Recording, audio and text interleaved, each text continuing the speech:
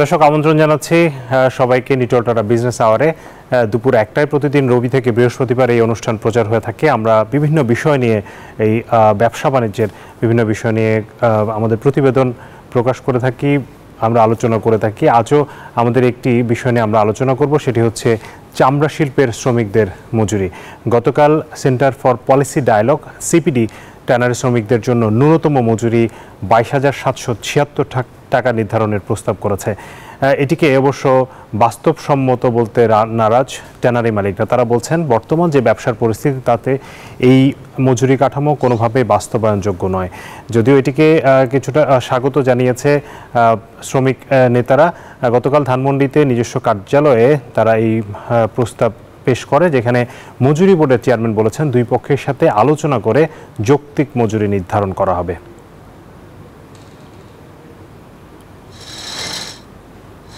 বিপুল সম্ভাবনা থাকা সত্ত্বেও ধুঁকছে দেশের অন্যতম রপ্তানিমুখী চামড়া শিল্প।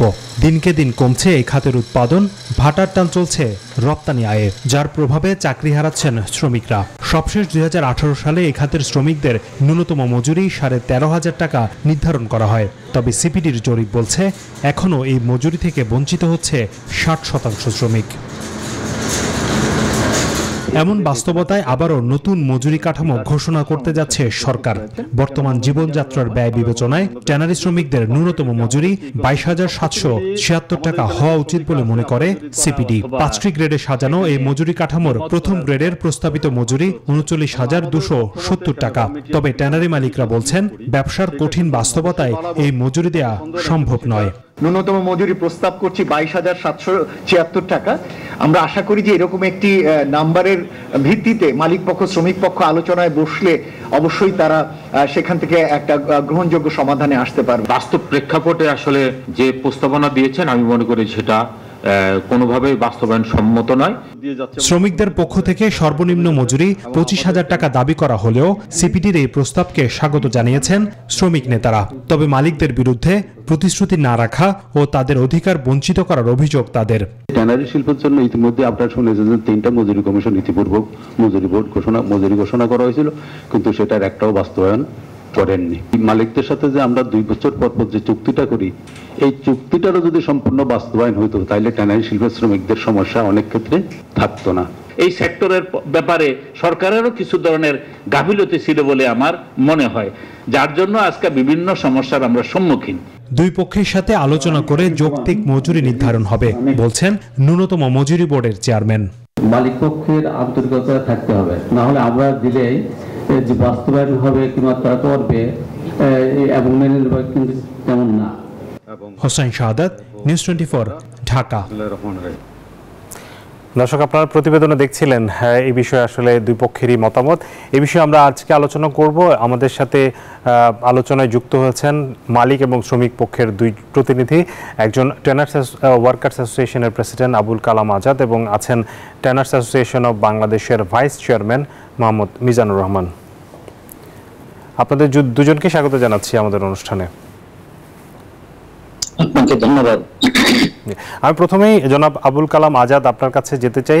2018 সালে সবশেষ যেই 13,500 টাকা ন্যূনতম মজুরি নির্ধারণ করা হয়েছিল ট্যানারি শ্রমিকদের জন্য, এবং সেটির 5 বছর পর আপনারা দাবি করছেন সেটি 25,000 টাকা করা উচিত।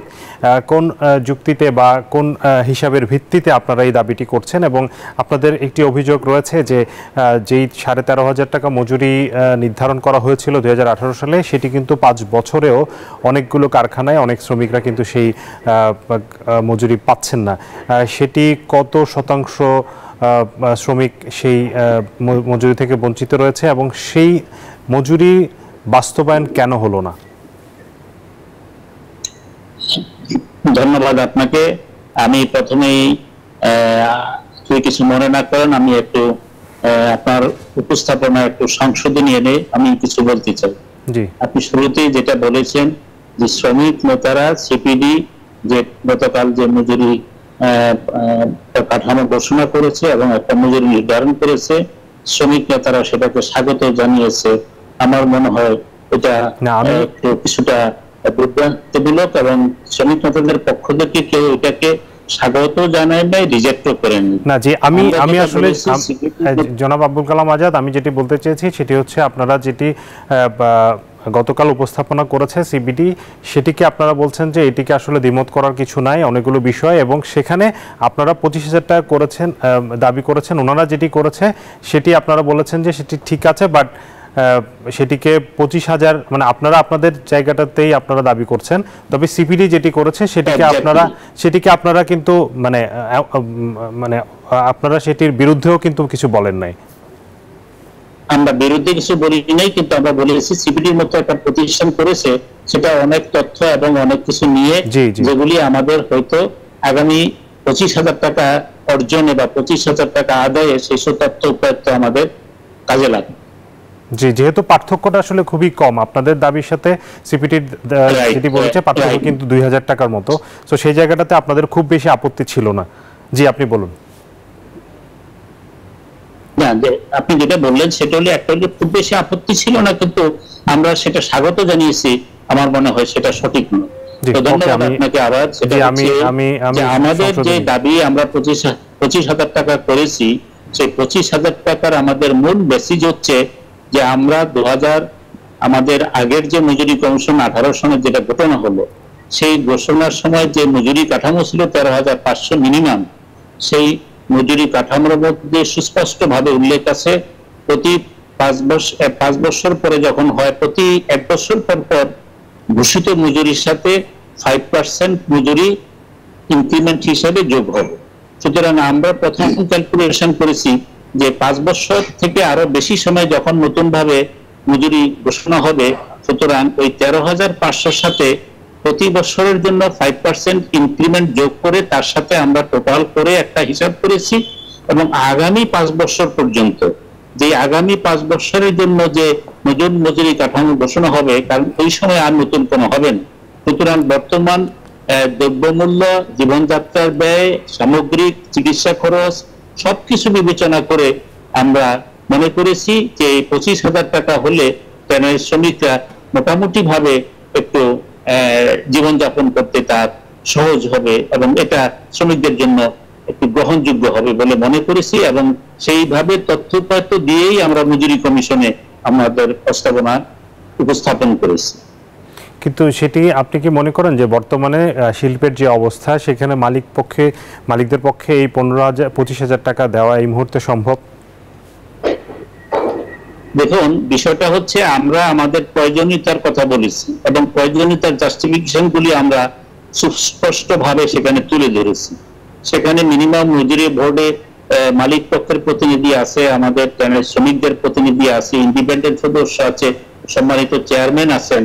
বিষয়টা হচ্ছে আমরা মনে করি শিল্পের অবস্থানটা, যে বিষয়টা আমরা গতকালও বলার চেষ্টা করেছি যে শিল্পের যে সমস্যা আছে এবং থাকবে, শিল্পের সমস্যা দূর করানোর জন্য শ্রমিকদের মজুরি কম দিয়ে শিল্পের সমস্যার সমাধান করা সম্ভব নয়।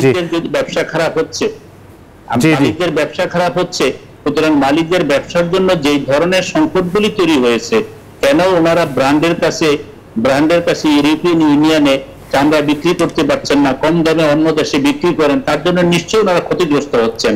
আমরা বারবার বলে আসছি এই ক্ষতিগ্রস্ত হওয়ার পেছন থেকে উদ্ধার হওয়ার জন্য ওনাদের যা করা দরকার, সেই জায়গাটায় ওনারা কতটুকু করছেন সেই ব্যাপারে আমরা সন্দিহান।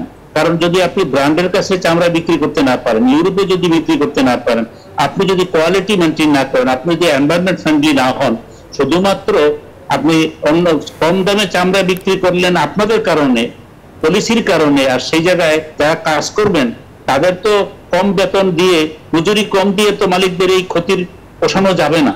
সুতরাং আমরা মনে করি আমরা যৌক্তিকভাবে দাবি করেছি, তারপরও দাবিটা আমাদের, আমরা এটাকে মনে করি আমাদেরকে আরো কেউ জানতে চাচ্ছেন আপনার কি, আমরা যৌক্তিক বলেই তো দাবি করেছি। তারপরে সেটা হলো যে আমরা সেখানে মিনিমাম মজুরি বোর্ডে আলোচনা হবে, মালিক পক্ষের বক্তব্য শুনবেন, ইন্ডিপেন্ডেন্ট মেম্বার বলবেন, সামগ্রিক বাস্তবতা যারা সেখানে আছেন। দেখুন আমাদের আগের যে 2018 যে 13,500, আমি আপনার কাছে জনাব আবুল কালাম আজাদ আপনার কাছে আবারও আসছি। আমি একটু এই বিষয়টা নিয়ে একটু শুনতে চাই জনাব মিজানুর রহমানের কাছে।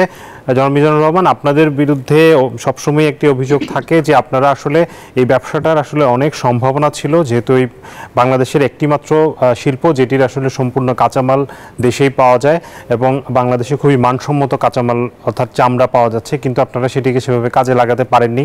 এখানে সরকারেরও বিভিন্ন গাফলতির কথা আপনারা বলে থাকেন। এত বছরেও কেন এই কমপ্লায়েন্স আপনারা করতে পারলেন না, যেটির কারণে আজকে আসলে শ্রমিকদেরকেও ভুগতে হচ্ছে, শ্রমিকদের চাকরি যাচ্ছে, তাদের 18 সালের যে বেতন কাঠামো সেটিও কিন্তু এখনো বাস্তবায়ন করা সম্ভব হয়নি, রপ্তানি কমছে, সবকিছু মিলিয়ে এখানে আপনাদের আসলে ব্যর্থতার জায়গাটা আপনি স্বীকার করবেন কিনা? ধন্যবাদ।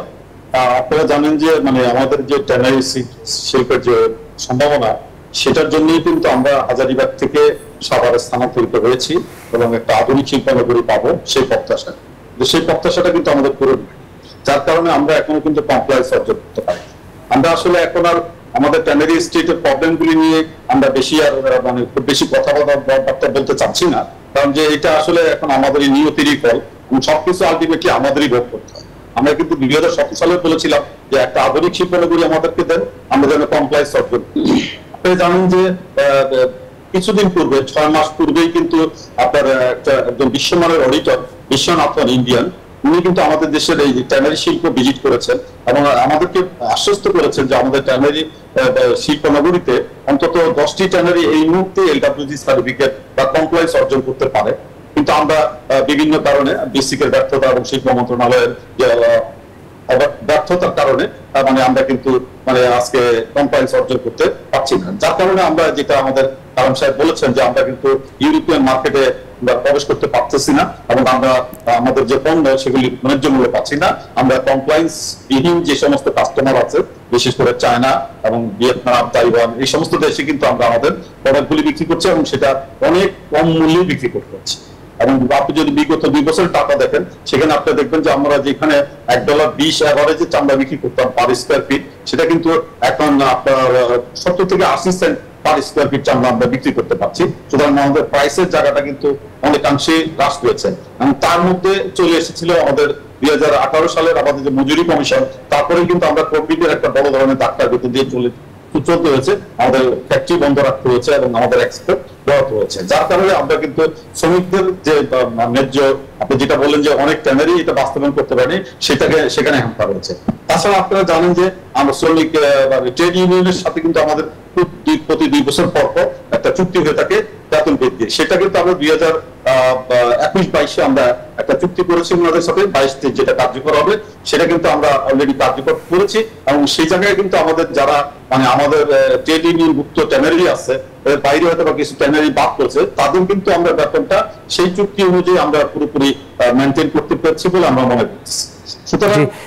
এই জায়গায় আনতে হবে বর্তমানে এই জায়গায় মিজানুর রহমান একটি প্রশ্ন, সেটি হচ্ছে যে কারণে আসলে এই শিল্পের বর্তমান এই করুণ পরিস্থিতি, সেই জায়গাটাতে কি খুব কঠিন ছিল? বাংলাদেশে অনেক বড় বড় প্রকল্প কিন্তু বাস্তবায়ন হয়েছে, পদ্মা সেতুর মতো প্রকল্প বাস্তবায়ন হয়েছে, সেখানে ট্যানারি শিল্পের যে সিইটিপি খুব বড় কিন্তু প্রকল্প না, এবং এই একটি জায়গায় এটি কি আসলে কোনো এখানের ভেতরের আসলে বিষয়টা কি দাঁড়াচ্ছে? এখানে কি আসলে সরকারের ব্যর্থতা? কেন একটি প্রকল্পে, এরকম ছোট একটি প্রকল্পে 17 বার পিডি চেঞ্জ হবে? কেন এত বছরেও 10 বছরেও একটি সিটিপি ফুললি ফাংশনিং হচ্ছে না? এটি কি সদিচ্ছার অভাব নাকি আসলেই সমস্যা?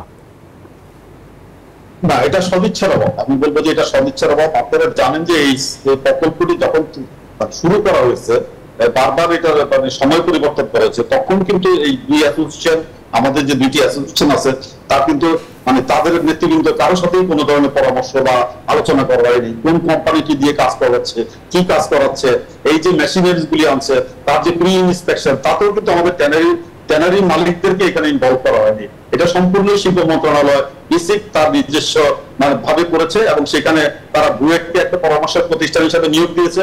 বুয়েটের যারা ছিলেন তারাও কিন্তু অনেকগুলি প্রি ইন্সপেকশনে যান নাই, যার কারণে আমাদেরকে অনেক লো কোয়ালিটি, লো স্ট্যান্ডার্ডের মেশিনারিজ আমাদের এখানে প্রতিস্থাপন করা হয়েছে এবং এটা 2 বছরের যে সাকসেসফুল কমিশনিং সেটাও করা হয়নি। তার আগে তাদেরকে কি কারণে বিদায় করে দেওয়া হয়েছে সেটাও আমরা আজ পর্যন্ত অজ্ঞাত, যে তাদেরকে কেন এখান থেকে ফুল কমপ্লিট না করার আগে বিদায় করে দেওয়া হচ্ছে।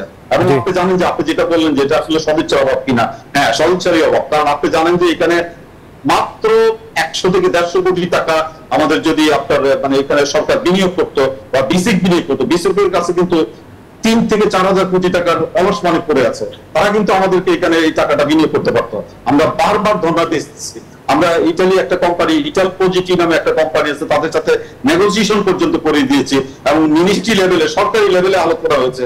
তারপরেও এই জিনিসটা কেন আগাচ্ছে না সেটা আমাদের, আমরা বলবো একমাত্র সদিচ্ছার অভাবে এটা আগাচ্ছে না, যার কারণে আমাদের চামড়া শিল্পের এত এরকম সম্ভাবনা থাকা সত্ত্বেও আমরা কিন্তু আমাদের লক্ষ্যমাত্রা পৌঁছাতে পারছি না। জি জনাব মিজানুর রহমান, আপনার কাছে দুঃখজনক ভাবে এত কম মূল্যে চামড়া বিক্রি করতে হচ্ছে যে এটা এখন আর আমাদের ব্যবসায় টিকে থাকার মতো পরিস্থিতি নাই। আপনার কাছে আবারও আসছি আমি, জনাব আবুল কালাম আজাদ, আপনার কাছে ছোট করে জানতে চাইবো যে এখনকার যে পরিস্থিতি হয়েছে, আপনারা আসলে এটি একটি আলোচনার পর্যায়ে রয়েছে মজুরির বিষয়টি, সেটি কত হলে আসলে আপনারা সেটিকে মনে করবেন যৌক্তিক, এবং আপনারা যেটি দাবি করছেন বা আপনাদের দাবি অনুযায়ী যদি না হয় সেক্ষেত্রে আপনাদের পরবর্তী পদক্ষেপ কি হবে?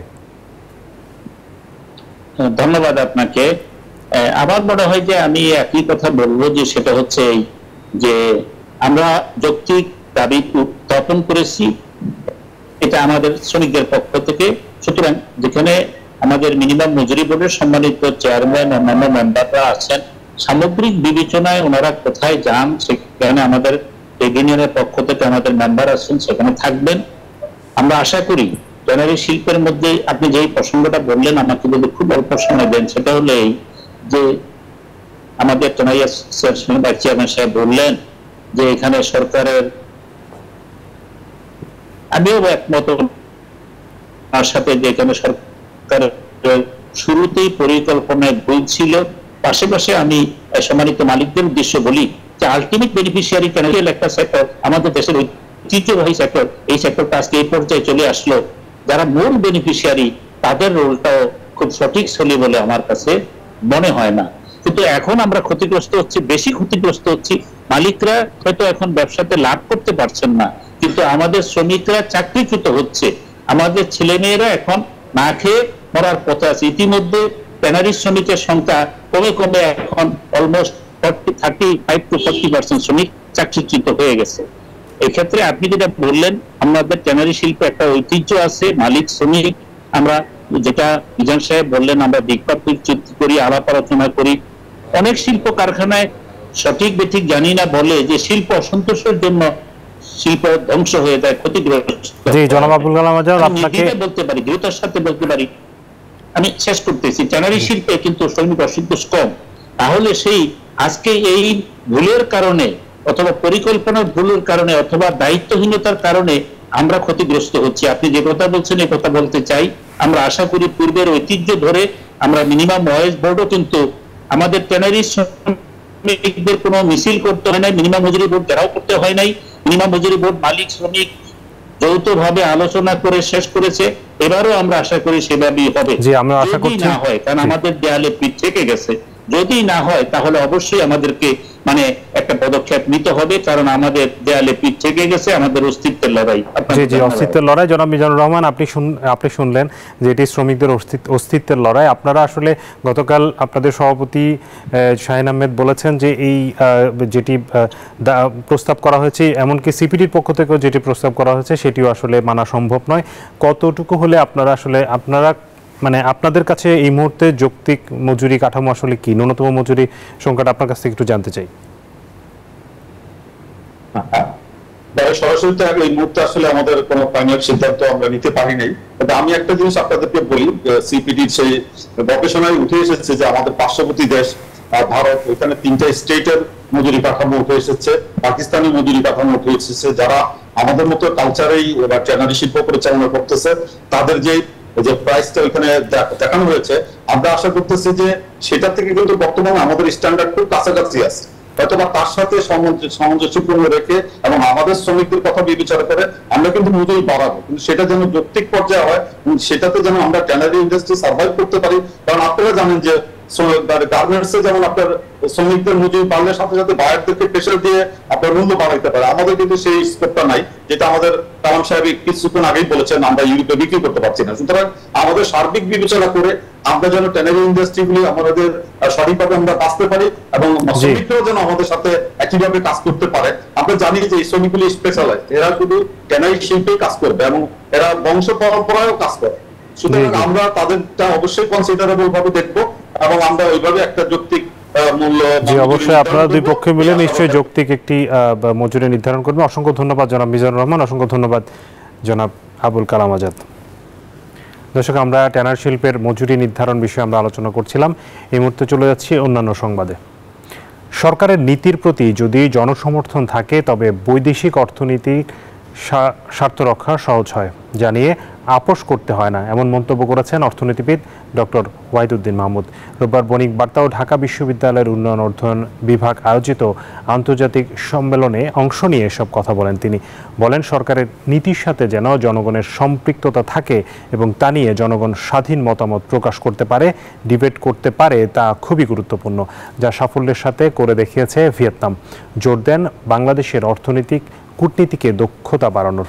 এ সময় যুক্তরাজ্যের সোয়াস বিশ্ববিদ্যালয়ের অধ্যাপক মোস্তাক খান বলেন, পরিবর্তিত বৈশ্বিক পরিস্থিতিতে উন্নয়নশীল দেশগুলোর 40% খারাপ অবস্থায় আছে।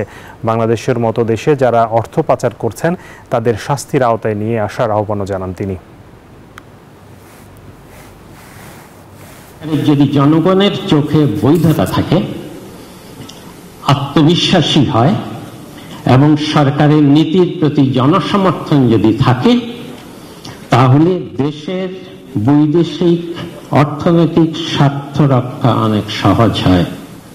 দেশের ভেতরের রাজনৈতিক হিসাব নিকাশের জন্য দেশের স্বার্থের বিষয়ে কোনো আপোষ করতে হয় না।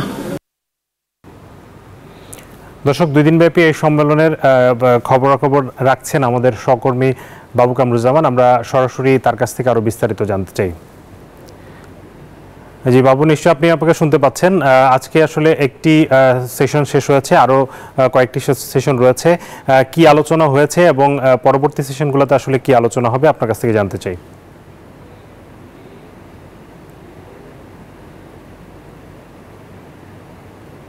ধন্যবাদ আপনাকে। আমি আসলে এইমাত্র কিছুক্ষণ আগে প্রথম সেশন এখানে শেষ হলো। আমি সোনারগাঁ হোটেলে আছি এবং দুপুর 2টায় কিন্তু এখানে দ্বিতীয় সেশন শুরু হবে, যেখানে বাংলাদেশ ব্যাংকের গভর্নর এবং সাবেক গভর্নররাও এখানে অংশ নেবেন, ফজলে কবির, এবং এটির চেয়ার অর্থাৎ সভাপতিত্ব করবেন সাবেক গভর্নর আরেকজন ডক্টর আতিউর রহমান। আর যদি প্রথম সেশন নিয়ে আপনাকে বলি, যে সেশনটি কিছুক্ষণ আগে শেষ হলো, সংবাদে আপনি শুনছিলেন যে যেখানে ওয়াহিদুদ্দিন মাহমুদ স্যার কিন্তু একটা বিষয় খুব নজর দিয়েছেন, যে জনগণের মতামত প্রকাশ এবং আমাদের যত ধরনের নীতিমালাগুলো তৈরি হয় সেই নীতিগুলোর সাথে জনসম্পৃক্ততা এবং জনগণের যে সুফল পাওয়া সেই বিষয়গুলোর দিকে খুব কম নজর পায়, যেটি নিয়ে তিনি আসলে বারবার ভিয়েতনামের উদাহরণ দিয়েছেন, অন্যান্য অনেক উন্নয়নশীল দেশের উদাহরণ দিয়েছেন। এবং আজকে কিন্তু প্রথম সেশনের মূল প্রতিপাদ্য যে বিষয়টি ছিল, আপনি জানেন যে এটি প্রথমবারের মতো উন্নয়ন অধ্যয়ন বিভাগ আয়োজন করেছে ঢাকা বিশ্ববিদ্যালয়ের, এবং সাথে বণিক বার্তা রয়েছে, এবং মূল প্রতিপাদ্য কিন্তু ছিল যে এই যে পরিবর্তিত একটি বিশ্ব এবং পরিবর্তিত বিশ্বের সাথে উন্নয়নের পন্থাগুলো অর্থাৎ কিভাবে খাপ খাওয়াতে পারে, এক ধরনের একাডেমিশিয়ান একটি বিষয় নিয়ে আসলে আজকে আলোচনা হচ্ছে। এবং সেখানে কিন্তু অনেকগুলো বিষয় উঠে এসছে, এরপরেও মুদ্রা পাচারের মতো বিষয়গুলো উঠে এসছে, যে যারা মানি লন্ডারিং করছে, অর্থাৎ আজকের যারা প্যানেল আলোচক ছিলেন, এখানে যুক্তরাজ্যের শিক্ষক ছিলেন, এখানে নেদারল্যান্ডের একজন শিক্ষক ছিলেন, এখানে আরব এখানে কিন্তু বিদেশি শিক্ষক অনেকেই ছিলেন। তারা কিন্তু যে বিষয়টিতে জোর দিয়েছেন যে উন্নয়নশীল দেশগুলো যারা রয়েছেন, শুধু বাংলাদেশ নয়, এরকম অনেক দেশ যাদের 40% কিন্তু আসলে ভালো অবস্থায় নেই, এবং সেখানে অনেকগুলো বিষয় উঠে এসছে, রাশিয়া ইউক্রেন যুদ্ধের আলোচনা উঠে এসছে, এবং আমেরিকার সাথে যে চায়নার ট্রেড ওয়ার, এটিকে বড় একটি কনসার্নিং ইস্যু বলেছেন। এবং এখানে উন্নয়নশীল দেশগুলোর হয়তো সুযোগ তৈরি হয়েছে, সেখানে বাংলাদেশ সেই সুযোগকে খুব কাজে লাগাতে পারেনি। বাংলাদেশ এখন অনেক রকম চ্যালেঞ্জের মধ্যে রয়েছে, সেই চ্যালেঞ্জের বিষয়গুলো উঠে এসছে। সার্বিকভাবে আসলে এই যে একটি পরিবর্তিত পরিস্থিতির মধ্য দিয়ে বিশ্ব যাচ্ছে, এক ধরনের খারাপ পরিস্থিতি, অনেক রকম ট্রেড ওয়ার এবং বৈশ্বিক যে যুদ্ধ, সার্বিকভাবে এই ইঙ্গিতগুলো বারবার তারা দিচ্ছেন যে উন্নয়নশীল দেশগুলোকে এক্ষেত্রে সতর্ক হতে হবে। এবং ওয়াহিদুদ্দিন মাহমুদ কিন্তু বারবার একটা বিষয় জোর দিয়েছেন, এক্ষেত্রে অর্থনৈতিক যে ডিপ্লোমেসি, ইকোনমিক ডিপ্লোমেসি যেন আমরা স্কিল বাড়াতে পারি, সেই বিষয়টির উপর উনি অনেক বেশি জোর দিয়েছেন।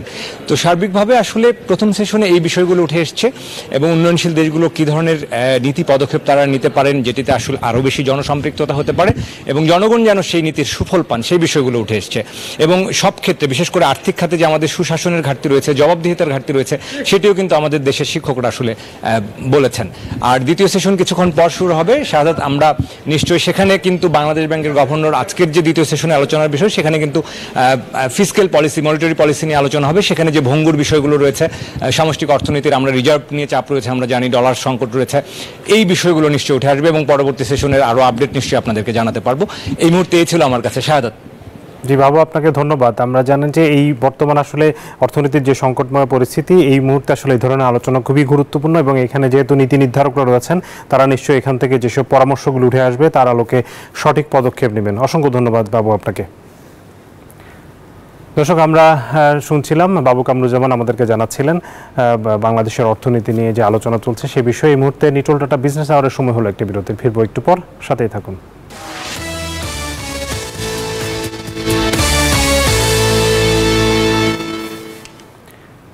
দর্শক, আবারও স্বাগত জানাচ্ছি নিটোল টাটা বিজনেস আওয়ারে। 64টি জেলা আর 18টি দেশ থেকে আসা 2000-এর বেশি তরুণ উদ্যোক্তাদের নিয়ে ষষ্ঠবারের মতো অনুষ্ঠিত হলো দীর্ঘতম উদ্যোক্তা মহাসম্মেলন, যার আয়োজন করে নিজের মতো বলার একটি গল্প ফাউন্ডেশন। শনিবার রাজধানীর কৃষিবিদ ইনস্টিটিউশনে দিনব্যাপী আয়োজিত সম্মেলনে সংগঠনের প্রতিষ্ঠাতা ইকবাল বাহার জানান, ই কমার্স এবং এফ কমার্সের উদ্যোক্তাদের মাধ্যমে আগামী 2 বছরের মধ্যে আরও 10 লাখ কর্মসংস্থানের সুযোগ তৈরি হবে।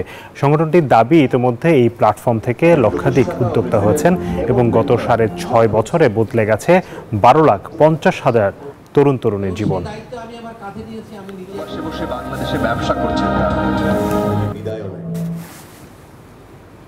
এবারে জানাবো শেয়ার বাজারের খবর।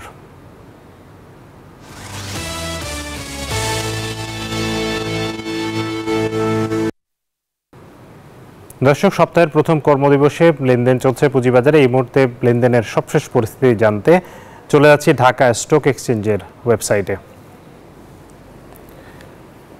ঢাকা স্টক এক্সচেঞ্জের ওয়েবসাইটে যদি আমরা একটু দেখতে চাই, এই মুহূর্তে লেনদেনের পরিস্থিতি আসলে গত কিছুদিন ধরে লেনদেন, আপনারা জানেন যে লেনদেনের পরিস্থিতি খুব একটা ভালো নয়। দর্শক, গত কয়েক দিন ধরে, বিশেষ করে কমপক্ষে গত 2 মাস ধরে কিন্তু লেনদেন পরিস্থিতি খুব একটা ভালো নয় এবং সেটির কিন্তু অব্যাহত রয়েছে। গত সপ্তাহেও আমরা দেখেছি, চলতি সপ্তাহ আজকে শুরুতে আমরা লেনদেন পরিস্থিতি একটু জানতে চাই। আমরা যদি একটু দেখতে চাই যে, আমি বলবো আমাদের ডিএসসির ওয়েবসাইটটা একটু আমরা যদি, দুঃখিত দর্শক, এই মুহূর্তে আমরা দেখতে পাচ্ছি না, আমরা পরবর্তীতে আবারও আমরা জানাতে পারবো। এই মুহূর্তে আমরা একটু মুদ্রা, স্বর্ণ, রূপার বাজারের আপডেট ও দরদাম জেনে আসতে চাই। শুরুতেই মুদ্রা বাজার পরিস্থিতি। মুদ্রার বিনিময় মূল্য আমরা যদি দেখি, মার্কিন ডলার 114 টাকায় কেনা হচ্ছে, বিক্রি হচ্ছে 115 টাকা। ইউরো 125 টাকায় কিনে 131 টাকায় বিক্রি করা হচ্ছে। পাউন্ডের কেনা দর 143 টাকা, বিক্রয় 147 টাকা। চীনা ইউয়ান কেনা হচ্ছে 14 টাকায়, বিক্রি 17 টাকা। সৌদি রিয়াল 27 টাকায় কিনে 31 টাকা 10 পয়সা বিক্রি করা হচ্ছে। ভারতীয় রুপির কেনা দর 1 টাকা 38 পয়সা, বিক্রয় 1 টাকা 45 পয়সা। মুদ্রার পর স্বর্ণের দরদাম জানাবো। স্বর্ণের দরদাম কিছুটা নিম্নমুখী। গত এক সপ্তাহে আসলে বেশ দাম কমেছে। 1,19,000 টাকা উঠে গেছিল, সেখান থেকে এই মুহূর্তে 22 ক্যারেট স্বর্ণ প্রতি ভরি বিক্রি হচ্ছে 1,10,000 টাকার কিছু বেশি দামে। 21 ক্যারেট স্বর্ণ বিক্রি হচ্ছে 1,05,198 টাকা। 18 ক্যারেটের দাম পড়ছে 90,000 টাকার কিছু বেশি এবং সনাতন স্বর্ণ ভরিতে প্রায় 75,000 টাকা কিনতে পাওয়া যাচ্ছে। রূপার দরদাম জানাতে চাই। অপরিবর্তিত দামে রূপা বিক্রি হচ্ছে। 22 ক্যারেট রূপার দাম 2,098 টাকা। 21 ক্যারেটের দাম পড়ছে 2,005 টাকা। 18 ক্যারেট 1,714 টাকা এবং সনাতন রূপা বিক্রি হচ্ছে 1,282 টাকায়। দর্শক, এই মুহূর্তে আমরা শেয়ার বাজারের আপডেটটি জেনে আসতে চাই। এই মুহূর্তে লেনদেন পরিস্থিতি যদি দেখি, সপ্তাহের শুরুটা কিন্তু ভালোই দেখা যাচ্ছে। এখন পর্যন্ত যে লেনদেন হয়েছে সেখানে আমরা দেখতে পাচ্ছি ডিএসএক্স ইন্ডেক্স কিন্তু 66 পয়েন্ট বেড়েছে, অবস্থান করছে 5,682 পয়েন্টে। ডিএসসি সরিয়া ইন্ডেক্সও বেড়েছে 14 পয়েন্টের মতো। ডিএস30 বেড়েছে 21 পয়েন্ট, অবস্থান করছে 2029-এ। লেনদেনও বেশ ভালোই বলতে হবে গত কিছুদিনের তুলনায়। এই মুহূর্তে লেনদেন এখন পর্যন্ত লেনদেন হয়েছে প্রায় 600 কোটি টাকা লেনদেন হয়েছে। লেনদেনে অংশ নেওয়া কোম্পানিগুলোর মধ্যে দাম বেড়েছে 262টির, কমেছে 92টি এবং অপরিবর্তিত রয়েছে 46টি কোম্পানির শেয়ারের দর। দর্শক, নিটোল টাটা বিজনেস আওয়ারের সময় হলো আরও একটি বিরতির। ফিরবো দেশ ও বিশ্ব বাণিজ্যের আরও খবর নিয়ে। সাথেই থাকুন।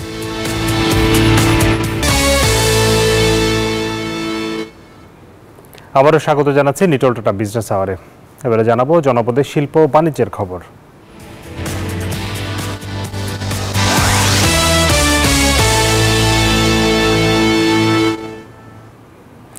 ভারত সরকার পেঁয়াজের রপ্তানি শুল্ক প্রত্যাহার করায় দেশের বিভিন্ন মোকামে পেঁয়াজের দাম কমতে শুরু করেছে।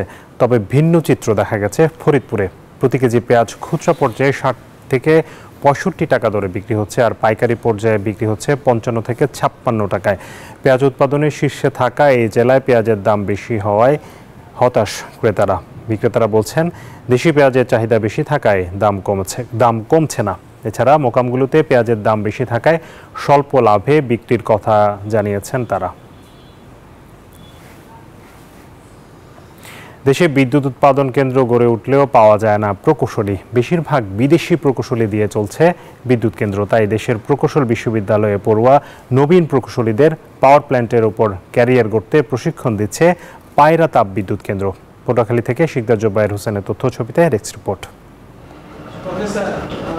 বাংলাদেশে একের পর এক গড়ে উঠছে বিদ্যুৎ উৎপাদন কেন্দ্র। এসব বিদ্যুৎ কেন্দ্রের বেশিরভাগই বিদেশি প্রকৌশলী নির্ভর। তাই দেশের প্রকৌশলীদের পাওয়ার প্ল্যান্ট ভিত্তিক দক্ষতা বৃদ্ধির জন্য প্রকৌশল বিশ্ববিদ্যালয়ের শিক্ষক ও শিক্ষার্থীদের প্রশিক্ষণ কার্যক্রম শুরু করেছে বাংলাদেশ চায়না পাওয়ার কোম্পানি লিমিটেড। এরই অংশ হিসেবে পাওয়ার প্ল্যান্টের বয়লার চেম্বার, কয়লার ব্যবহার এবং কয়লা খালাসের জেটি সহ কন্ট্রোল রুমে থাকা বিভিন্ন যন্ত্রপাতি ঘুরে দেখানো হয় প্রশিক্ষণার্থীদের। ইঞ্জিনিয়ার হিসেবে আমাদের দায়িত্ব হচ্ছে প্র্যাকটিক্যাল ফিল্ডে যে কাজগুলোকে দেখা, কারণ আমরা প্র্যাকটিক্যাল ফিল্ডে যতক্ষণ না যাইতে পারবো ততক্ষণ আমাদের নলেজ গ্রো করবে। এখানে আর কি আমরা প্রপারলি একদম সবকিছু জানছি, এবং এখানে মেন যে জিনিসটা হচ্ছে আমরা চাইনিজ কালচার সম্পর্কে অনেক জানলাম। কর্মকর্তারা বলছেন, তত্ত্বীয় জ্ঞানের পাশাপাশি বিদ্যুৎ কেন্দ্র সম্পর্কিত বাস্তবিক ধারণা দিতেই এমন প্রশিক্ষণ। People can get better understanding not only the how importance of the energy supply in Bangladesh, but also the impact of the society. তাদেরকেও কিন্তু আমরা মোটিভেট করতেছি কিভাবে এই টেকনোলজিগুলো সম্বন্ধে আরো কিভাবে তারা জানতে পারবে এবং প্রায়োগিক ক্ষেত্রে তারা কিভাবে উন্নতি স্থাপন করবে। বাংলাদেশ চায়না পাওয়ার কোম্পানি লিমিটেড সবসময় এদেশের তরুণ প্রকৌশলীদেরকে হেল্প করে থাকে। 2020 সালের 8 ডিসেম্বর বাণিজ্যিকভাবে পূর্ণ ক্ষমতায় উৎপাদনে যায় 1320 মেগাওয়াট পায়রা তাপ বিদ্যুৎ কেন্দ্র। উৎপাদনে যাবার পর থেকেই দেশের মোট বিদ্যুৎ চাহিদার 10% নিরবচ্ছিন্নভাবে যোগান দিয়ে যাচ্ছে এই তাপ বিদ্যুৎ কেন্দ্র। Desk report, news 24। এই ছিল নিটল টাটা বিজনেস আওয়ারের আজকের আয়োজনে। ব্যবসা বাণিজ্যের সবশেষ খবর ও খবরের বিশ্লেষণ জানতে চোখ রাখুন রবি থেকে বৃহস্পতিবার দুপুর 1টায় বিজনেস আওয়ারে। এছাড়া রাত 9টায় বিজনেস এক্সপ্রেস দেখার আমন্ত্রণ জানিয়ে এখানে শেষ করছি। এতক্ষণ সাথে থাকার জন্য ধন্যবাদ সবাইকে।